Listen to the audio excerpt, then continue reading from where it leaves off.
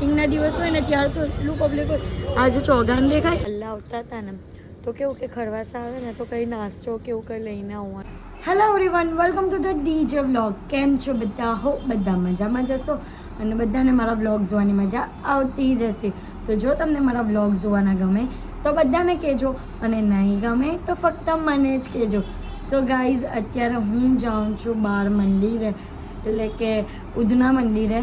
તો ત્યાં કેમ જાઉં છું? કારણ કે ઉધના મંદિર એટલે કે અમારા સમાજમાં 9 વર્ષ સ્ટાર્ટ થાય ને એટલે કે ઉધના મંદિર બળિયા બાપજીનું મંદિર કહેવાય. તો અમે લોકો નવા વર્ષમાં ત્યાં જઈએ જ. અમારા નવા વર્ષની શરૂઆત ત્યાં જઈને જ ભગવાનજીના બળિયા બાપજીના દર્શન કરીને ચાલુ કરીએ. તો અમારું જવાનું બાકી રહી ગયું હતું કારણ કે અમે લોકો બહાર ફરવા ગયા હતા એટલે. તો બસ આજે અમે લોકો ત્યાં જઈએ છીએ અને બીજા આખા દિવસમાં અમે લોકો જે કરશું તે બધું તમને બતાવીશ. તો વ્લોગને એન્ડ તક જોવાનું ભૂલતા નહીં. અને હા ગાઈઝ, મને કમેન્ટ આવે છે કે તમે તમારા વ્લોગ થોડા લોંગ કરો, તો હું વ્લોગ લોંગ કરવાનો ટ્રાય કરું જ છું કે મારાથી જેવું બને ને, જેમ બને ને તેમ હું વ્લોગ લોંગ કરીશ અને તમને બતાવીશ. અને મારો વિચાર એવો થાય છે કે હું એક દિવસ વ્લોગ હિન્દીમાં બનાવું અને એક દિવસ વ્લોગ ગુજરાતીમાં બનાવું. કારણ કે હિન્દી વ્લોગ્સ બનાવું તો મારા જે હિન્દી વ્યૂઅર્સ છે, મારા હિન્દી યુટ્યુબ વ્યૂઅર્સ છે, ફેમિલી છે મારી, તે લોકો પણ જોઈ શકે અને એ લોકોને પણ સમજ પડી શકે. એટલે તો હું ટ્રાય કરીશ કે તમને હિન્દીમાં પણ વ્લોગ આપી શકું અને ગુજરાતીમાં પણ વ્લોગ આપી શકું. અને ઇન કેસ એવું નહીં થાય કે એક દિવસ હિન્દી એક દિવસ ગુજરાતી, તો હું વ્લોગની અંદર થોડો ટાઈમ હિન્દી બોલીશ, થોડો ટાઈમ ગુજરાતી બોલીશ. એટલે કે તમારી સાથે ઓન કેમેરા હું હિન્દીમાં વાત કરીશ અને ઇન કેસ મારા ફેમિલી કે કોઈની સાથે હું વાત કરતી હોઉં તો ગુજરાતીમાં વાત કરીશ. પણ કંઈક પણ ટ્રાય કરીશ, કંઈક નવું આપીશ તમને.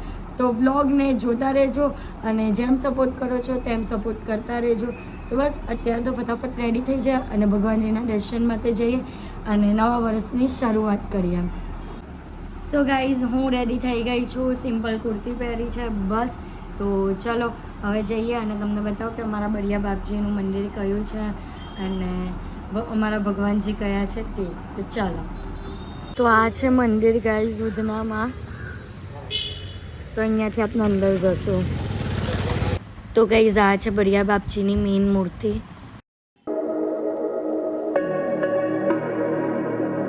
તો ગાઈઝ, અત્યારે અમે લોકો ઘરે આવી ગયા છીએ અને આજે બપોરના લંચમાં છે ભાજી પનીર, પછી જરિયાની ભાજી અને રોટલી. અને અહીંયા ચેમ્પુ પણ એનું મોમ કરે છે. અત્યારે જમી કરીને ફ્રેશ થઈને થોડો ટાઈમ આરામ કરીને ફરી એકવાર રેડી થઈ ગઈ છું અને જાઉં છું ફરી એકવાર મંદિરે. તો ચલો હવે ક્યાં જઈએ છીએ તે તમને બતાવું. તો ગાઈઝ, અત્યારે અમે લોકો આવ્યા છે આસપાસ મંદિર, એટલે કે અહીંયા પણ અમે લોકો જે આ વર્ષમાં બધા આવ્યા, દર વર્ષે આવીએ, એટલે આ વર્ષે પણ અમે લોકો આવ્યા છે. તો ચાલો. સો ગાઈઝ, આ છે મંદિર અને આપણે એની અંદર જશું. સો ગાઈઝ, આ છે મંદિર બહારથી અને અંદર આસપાસ દાદાનું સ્થાનક છે.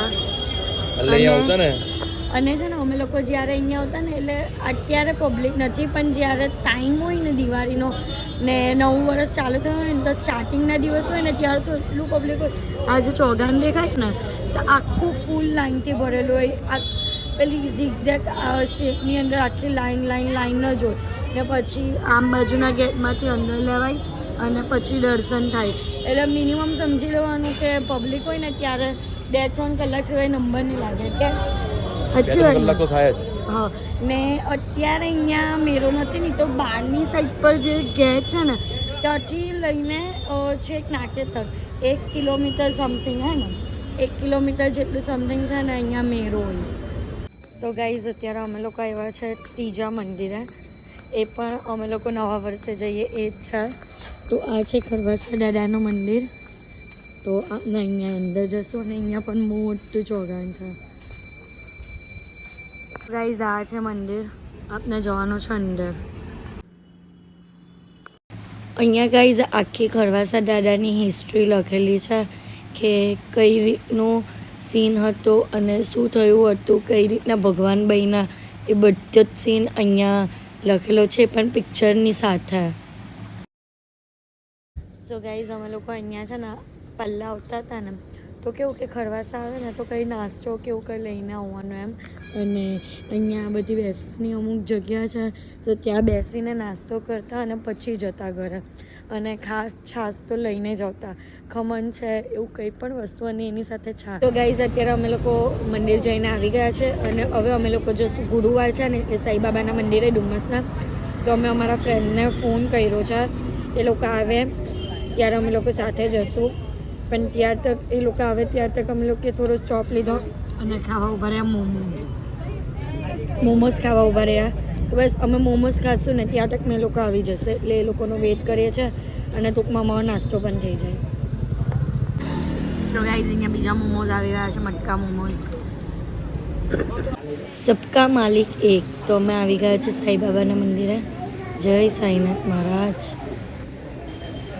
તો અહીંયા હાર્દિક સાઈબાબાને પંખો નાખે છે, સેવા કરે છે એમની.